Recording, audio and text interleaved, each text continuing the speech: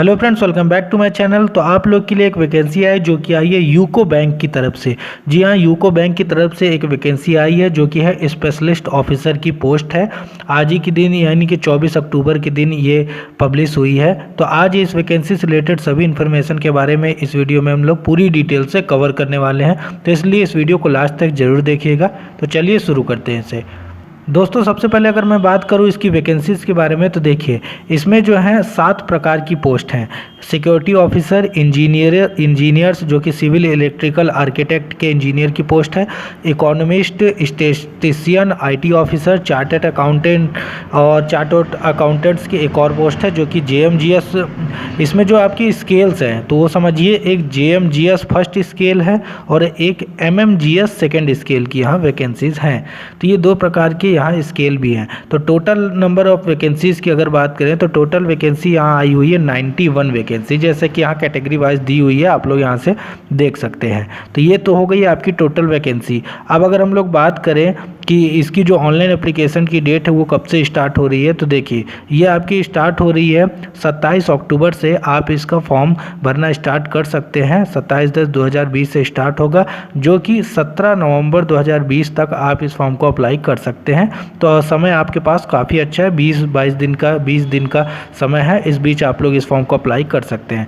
अगर इसकी exam date की बात करें तो इसका जो एग्ज़ाम होगा वो दिसंबर या फिर जनवरी महीने में कभी भी हो सकता है। उसकी डेट आपको बाद में बताई जाएगी इसके ऑफिशियल जो इसका वेबसाइट है उस पर, और इंटरव्यू जो होगा वो भी आपको बाद में बताया जाएगा।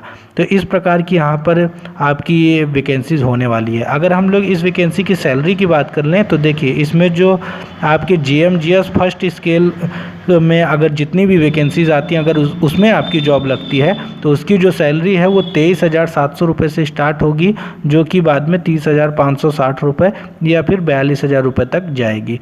और उसके बाद जो ये एमएमजीएस सेकेंड स्केल की जो पोस्ट है, ये जितनी भी इसके बीच आ रही हैं, वो उसकी जो सैलरी है वो 31,705 रुपये से आपकी स्टार्ट होगी। तो सैलरी बहुत ही अच्छी है, सैलरी में ऐसा कोई दिक्कत वाली बात नहीं है यहाँ पर।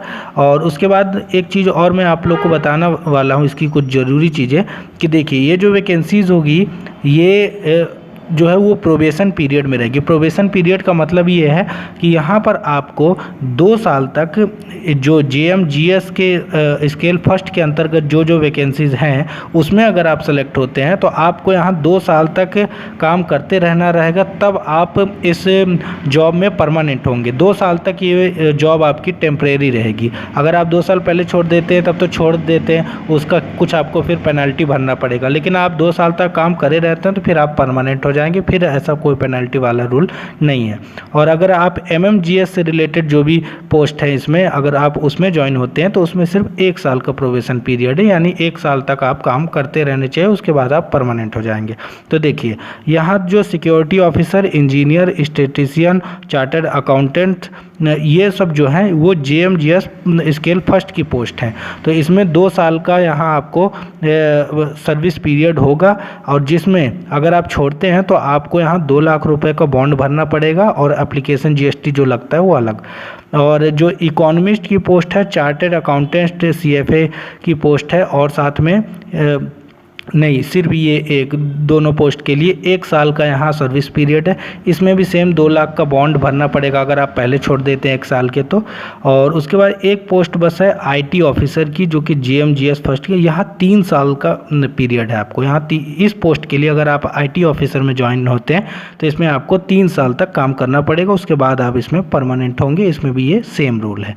तो ये तो हो गया इसका जो भी प्रोबेशन पीरियड का पूरा ब्यौरा था, जानकारी थी, वो आप लोग को अब क्लियर हो गई होगी। तो अब मैं आप लोग को आगे बताने वाला हूँ कि इसका जो एज लिमिट है और जो इसका एजुकेशनल क्वालिफिकेशन वो क्या होने वाला है। तो देखिए इसमें पोस्ट वाइज है, जैसे सिक्योरिटी ऑफिसर जेएमजीएस फर्स्ट की जो वैकेंसी है उसके लिए 21 से 40 साल की आपकी यहाँ पर एज लिमिट रखी गई है। एज जो काउंट होगी वो 1 अक्टूबर 2020 के समय से ही काउंट होने वाली है आपको। तो ये आप लोग अभी से ध्यान रखिएगा।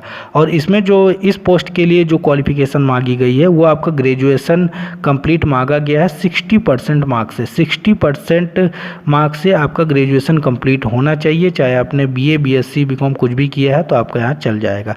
और उसके बाद इसी वैकेंसी के लिए एक और चीज़ यहाँ पर आपकी मांगी गई है कि आपको 5 साल का एक्सपीरियंस मांगा गया है यहाँ पर। तो इस वैकेंसी के लिए एक्सपीरियंस बहुत ही इंपॉर्टेंट है। अगर इसके अलावा बाकी वैकेंसीज़ की बात करें, जैसे सिविल इंजीनियर की जो JMGS फर्स्ट की वैकेंसी है, उसकी जो एज लिमिट है वो 21 से 30 साल रखी गई है। इसमें आपको सिविल इंजीनियरिंग में यहाँ आपका ग्रेजुएशन कंप्लीट होना चाहिए और वो भी 60% मार्क्स के साथ होना चाहिए, और या फिर आपकी पोस्ट ग्रेजुएट डिग्री भी आपकी यहाँ चल जाएगी। इसके लिए कोई एक्सपीरियंस यहाँ ज़रूरी नहीं है। उसके बाद जो इलेक्ट्रिकल इंजीनियर की पोस्ट है, इसके लिए भी सेम यहाँ पर है, और जो आर्किटेक्ट इंजीनियर है उसके लिए भी सेम है। बस इलेक्ट्रिकल के लिए इलेक्ट्रिकल की डिग्री लगेगी, सिविल के लिए सिविल की, आर्किटेक्ट के लिए आर्किटेक्ट की। ये 3 जो है एकदम सेम है। उसके बाद जो इकोनॉमिस्ट इन MMGS स्केल सेकेंड की पोस्ट है, उसकी एज लिमिट 21 से 30 साल है, और इसके लिए पोस्ट ग्रेजुएट मांगा गया है इकोनॉमी में, यानी कि इकोनॉमिक सब्जेक्ट में आपका 60% के साथ पोस्ट ग्रेजुएशन कंप्लीट होना चाहिए, और या फिर अगर ये नहीं है तो फिर PhD आपका होना चाहिए इकोनॉमिक्स में। और इसका जो एक्सपीरियंस है वो आपको पोस्ट ग्रेजुएट आपका 2 साल का एक्सपीरियंस होना चाहिए इकोनॉमिक्स के फील्ड में इस पोस्ट के लिए, तो ये आप लोग ध्यान रखिएगा। उसके बाद अगर हम लोग अगली पोस्ट की बात करें, स्टैटिस्टिशियन की जो पोस्ट है उसमें 21 से 30 साल की एज लिमिट है। यहाँ भी पोस्ट ग्रेजुएशन मांगा गया है इकोनॉमिक्स में या फिर स्टैटिक्स में, तो ये भी आप लोग ध्यान रखिएगा। यहाँ कोई एक्सपीरियंस की ज़रूरत यहाँ पर नहीं है। उसके बाद जो IT ऑफिसर की पोस्ट है उसके लिए जो यहाँ पर एज लिमिट है वो आपको 21 से 30 साल ही यहाँ पर रखी गई है, जैसे कि आप लोग देख सकते हैं। और यहाँ BE या BTech में आपका 60% के साथ यहाँ ग्रेजुएशन कंप्लीट होना चाहिए, और इसमें सिर्फ 1 साल का एक्सपीरियंस मांगा गया है IT के फील्ड में। और चार्टर्ड अकाउंटेंट CFA जो JMGS स्केल की जो पोस्ट है उसके लिए एज लिमिट 21 से 30 साल है। यहाँ आपका चार्टर्ड अकाउंटेंट आप क्वालिफाई होने चाहिए, तब आप यहाँ अप्लाई कर सकते हैं, और यहाँ एक्सपीरियंस नहीं मांगा गया है। और चार्टर्ड अकाउंटेंट CFA की जो MMGS वाली पोस्ट है स्केल सेकेंड की, उसमें भी क्वालिफाइड चार्टर्ड अकाउंटेंट तो मांगा ही गया, लेकिन यहाँ पर आपका 3 साल का यानी 3 साल का आपका एक्सपीरियंस भी मांगा गया है CA में, यानी चार्टर्ड अकाउंटेंट में, इस वाली पोस्ट के लिए। इन सभी पोस्ट के बारे में मैंने आप लोग को अभी यहाँ पर पूरी डिटेल से बता दिया है। उम्मीद करता हूँ कि आप लोग को ये सब समझ में आ गया होगा। और एज रिलैक्सेशन की अगर बात करें तो एज रिलैक्सेशन मिलेगा SC और ST को 5 साल का, OBC को 3 साल का, PWD को 10 साल का। तो ये सब आप लोग यहाँ से ध्यान रख लीजिएगा। उसके बाद अगर मैं बात करूँ इसका जो सिलेक्शन प्रोसेस है, तो देखिए सिलेक्शन प्रोसेस में आपका एग्ज़ाम होना है और इंटरव्यू होना है। तो देखिए यहाँ जो आपका एग्ज़ाम होगा उसमें जो आपका यहाँ पहला एग्ज़ाम होने वाला है, जो कि यहाँ पर लिखा हुआ है engineers, economist, statistician, IT officer, chartered accountant, इन सभी पोस्ट के लिए जो ये एग्ज़ाम होगा।